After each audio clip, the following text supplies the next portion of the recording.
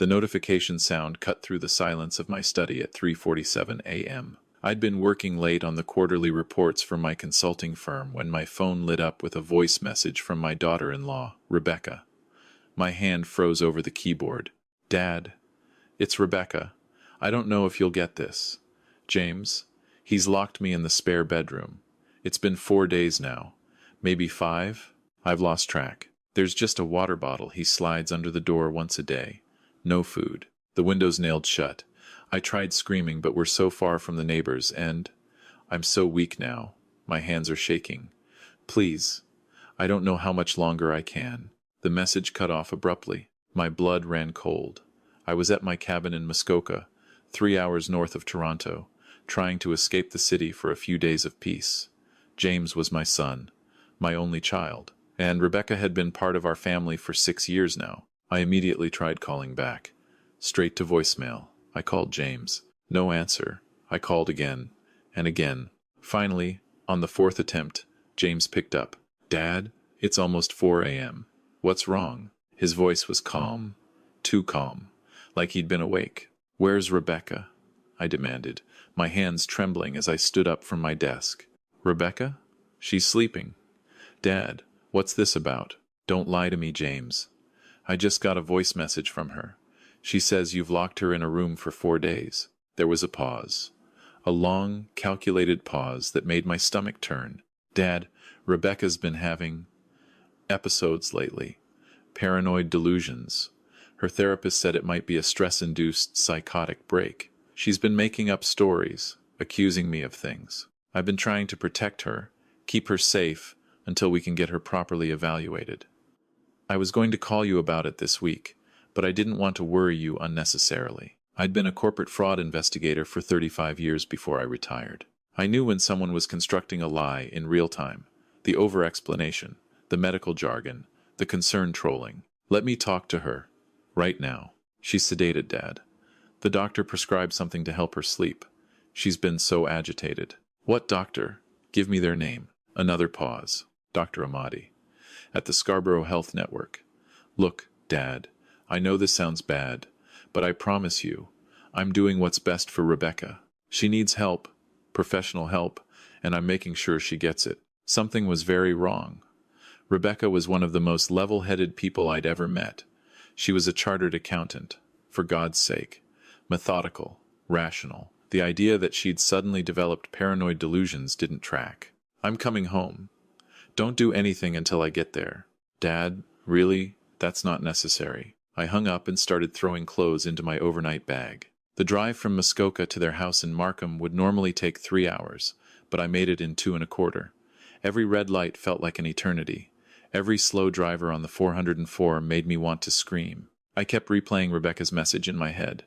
The weakness in her voice. The trembling. 4 or 5 days without food. That wasn't paranoid delusion. That was a cry for help. James and Rebecca lived in a sprawling 2-story house on a quiet cul-de-sac in Markham. It was the kind of neighborhood where everyone minded their own business, where expensive cars sat in driveways and privacy fences separated the manicured lawns. The kind of place where you could scream and no one would hear. I'd helped James with the down payment 3 years ago when he got his promotion at the software company. Rebecca had been so excited about having a home office where she could work on her accounting clients. James had seemed like the perfect husband back then, attentive, supportive. When had things changed? I pulled into their driveway at 6:30 a.m. The sun was just starting to rise, casting long shadows across the frost-covered lawn. All the curtains were drawn. No lights on inside. I rang the doorbell, knocked, rang again. Finally, James opened the door. He was in sweatpants and a t-shirt, hair disheveled like he'd just woken up, but his eyes were alert, sharp. "Dad, you really didn't need to drive all the way here." I pushed past him into the house. "Where is she?" "I told you. She's sleeping." "Which room?" James moved to block the staircase. He was taller than me, broader, 42 years old and in his prime. I was 68 with a bad knee and high blood pressure, but I'd be damned if I was going to back down. "Dad, you're not thinking clearly. You drove 3 hours in the middle of the night because of a confused voice message. Let's have some coffee. Talk about this rationally." "Get out of my way, James." Something flickered in his eyes, something cold. For a moment, I didn't recognize my own son. Then he stepped aside. I climbed the stairs, my knee protesting with each step. The hallway was dark. There were 4 doors: master bedroom, bathroom, James's home office, and the spare bedroom at the end of the hall. The spare bedroom door had a padlock on it, a brand new padlock, the kind you'd use on a storage locker.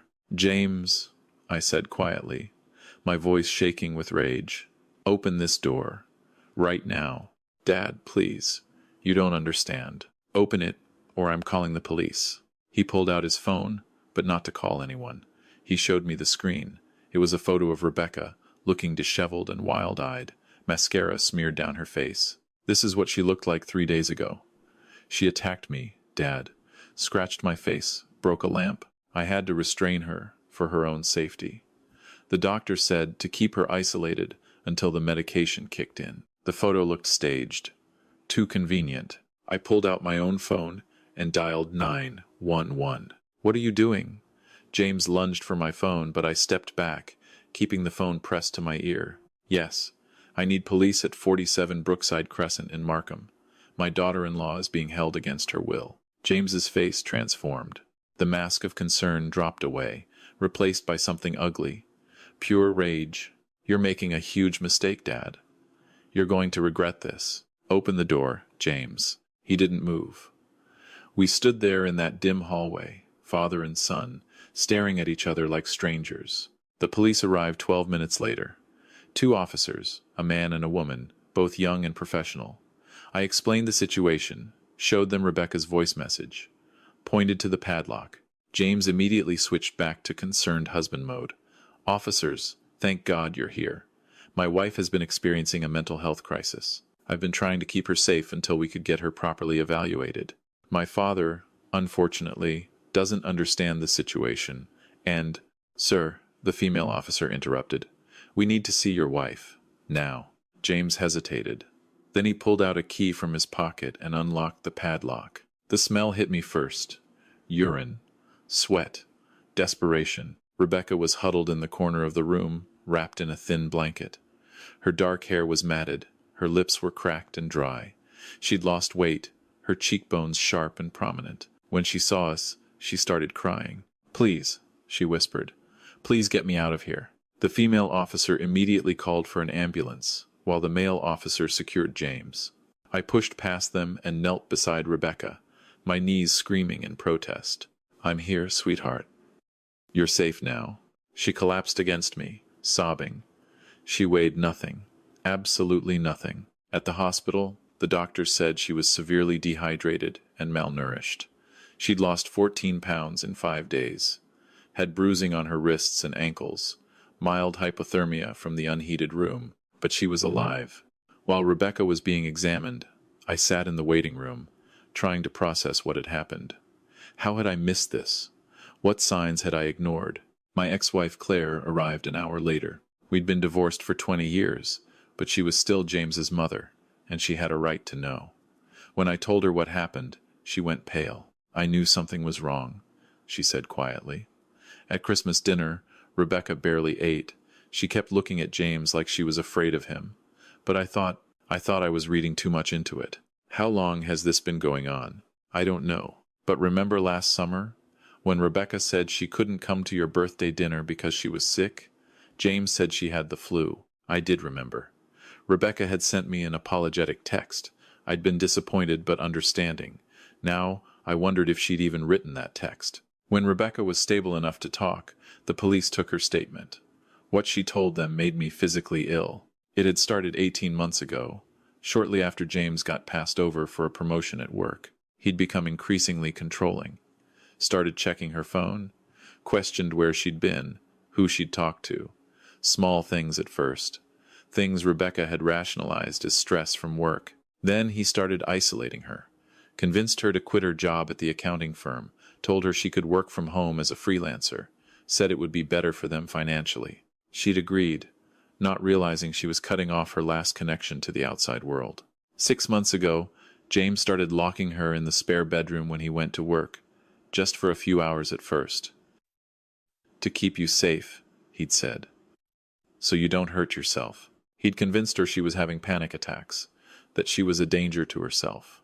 The duration increased. 4 hours became 8. 8 became 12. He'd slide food and water under the door, always measured portions, always controlled. 2 weeks ago, Rebecca had found his laptop open. There were folders full of photos of her, sleeping, changing, showering, years' worth of surveillance photos. She'd confronted him. He'd hit her for the first time. That's when the real imprisonment started. 5 days locked in that room with nothing but a water bottle changed out once a day.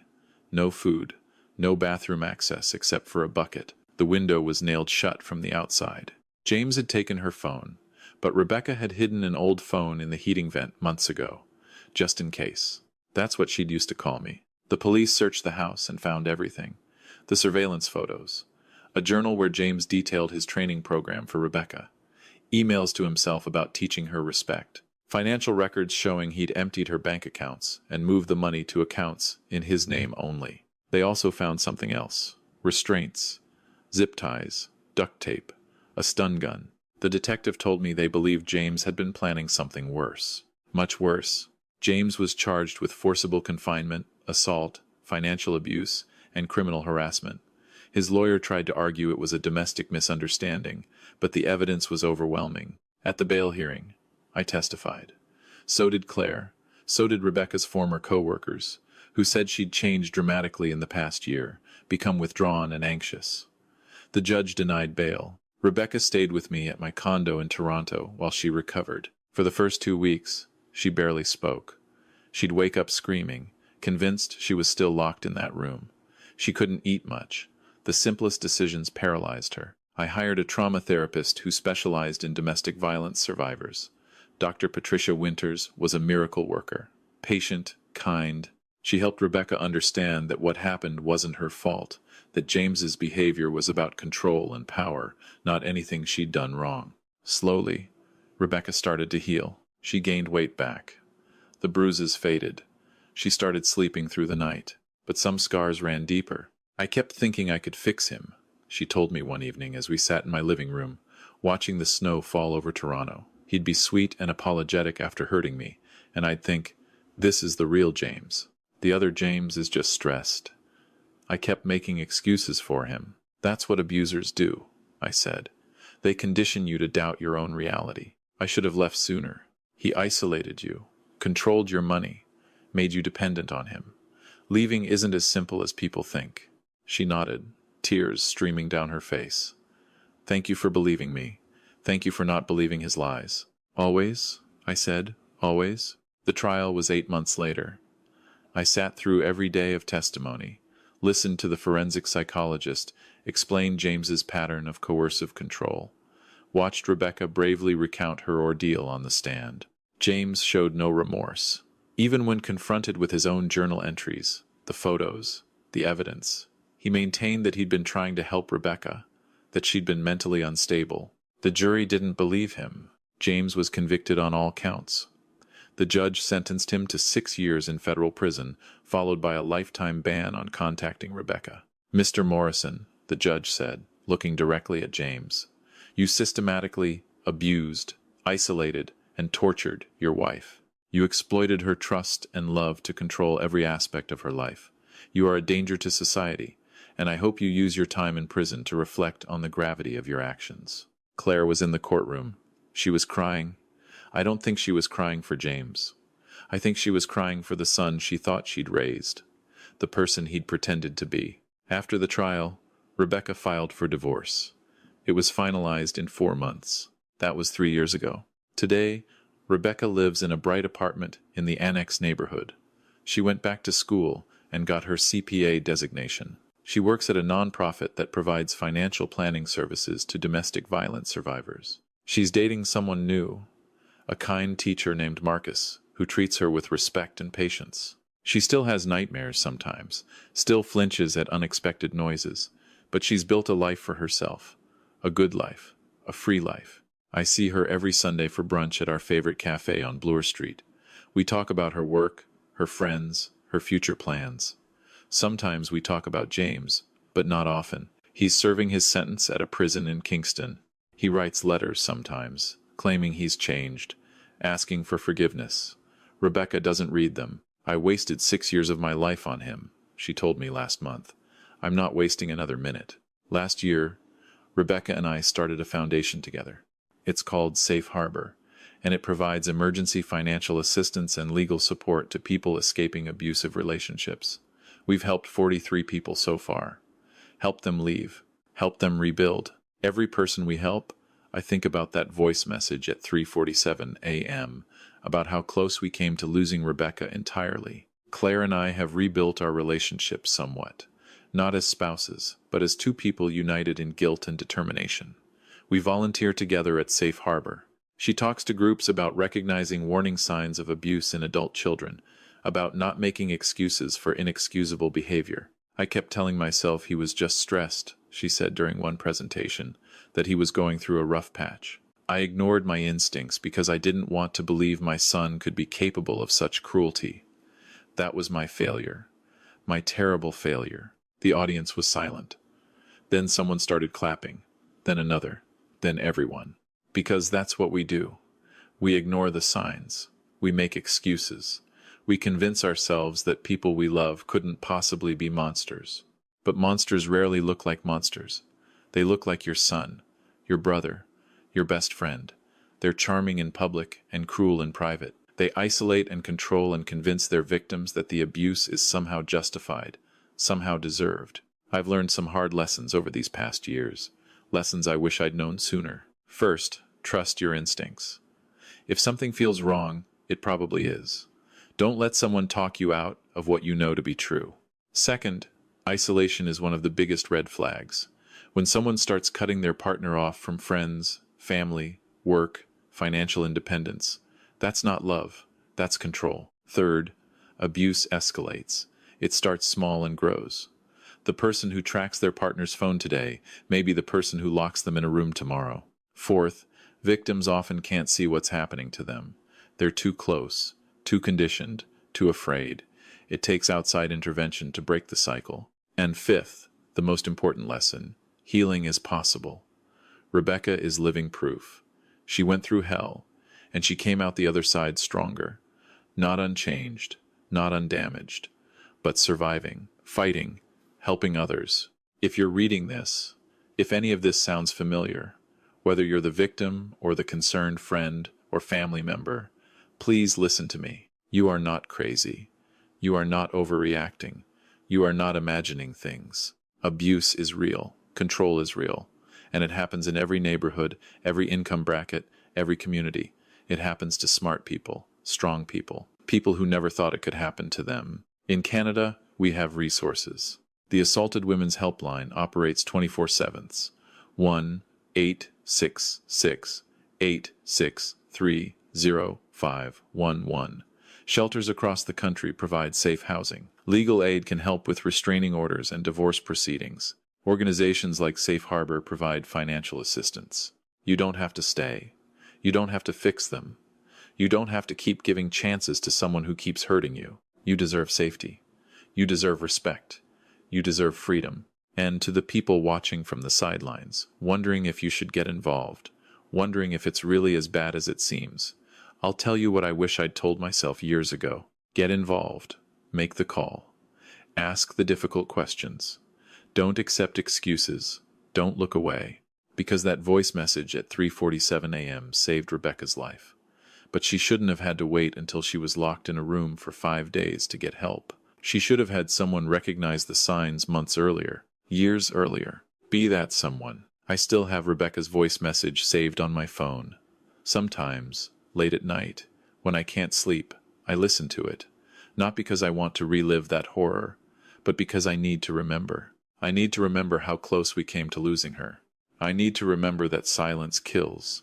I need to remember that speaking up, even when it's uncomfortable, even when it damages relationships, even when people call you paranoid or overprotective, that speaking up saves lives. James will be eligible for parole in 2 years.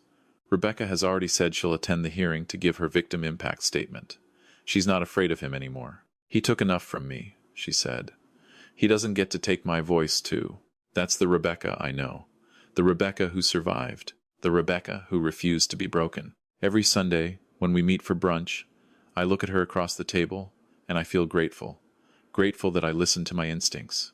Grateful that I made that drive from Muskoka. Grateful that Rebecca had the presence of mind to hide that phone. But mostly, I feel angry. Angry that it came to that. Angry at all the warning signs I missed. Angry at a society that teaches victims to be polite, to give second chances, to keep family problems private. So I'm telling this story, not to shame James, though he deserves shame. Not to paint myself as a hero, because I'm not one. I'm telling this story because somewhere, right now, someone is locked in a room. Someone is being controlled, isolated, abused. Someone is making a desperate call for help, and someone needs to answer. Be the person who answers. Be the person who believes them. Be the person who acts, even when it's hard, even when it's scary, even when everyone else is looking away. Because that 3:47 a.m. voice message changed everything. And your willingness to listen, to act, to care, could change everything for someone else. Don't wait until it's too late.